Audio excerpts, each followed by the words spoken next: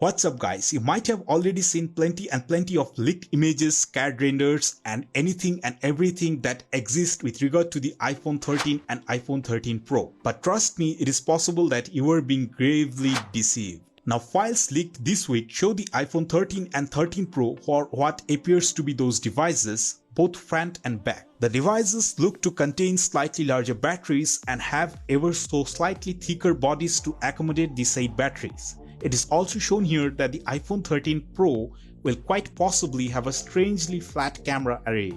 But there is a problem, as the flat, or mostly you can say it flattish camera module, is the least believable bit about this set of files. Because if we look at the CAD files suggested by Front Page Tech for the iPhone 13 Pro, we see a very slightly raised curve around the edge of the rounded corner square for the camera module. The camera array island has flat edges as if it is rising up separately from the back of the phone. And strangely enough, inside this camera module you can see there are no camera lenses. Now first let us understand why such CAD files are created in the first place. Well, because these CAD renders indicate to accessory makers as to where they should create spaces for key hardware elements to peek through.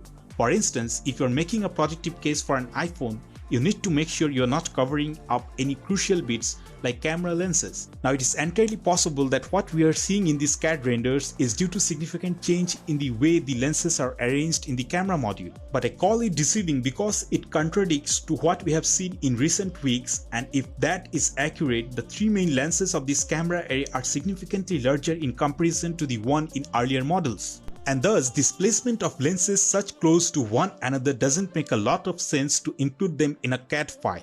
Because if the iPhone 13 Pro has three lenses that are as large as we have seen them earlier this month, it would make most sense for Apple to simply indicate here that the whole rounded corner square should be avoided altogether. At the same time, if we travel inside the 3D model, we see the location of what's likely the LED flash, the LiDAR and the mic hole. Also, you'll notice that iPhone 13, that is the smaller unit, has lenses arranged differently from what we have seen in devices equivalent model in past years. The iPhone 13 model we see here appears to have two main camera lenses on the back, a microphone hole and a space for an LED flash. So these are the idiosyncrasies which are apparently visible if you give a close look, so I leave it completely on you to decide whether this could actually be the design, and so do comment what you think about it. But if apart from this you think that I'm making a good content, then please like and share this video, while also consider subscribing my channel. Thanks for watching guys.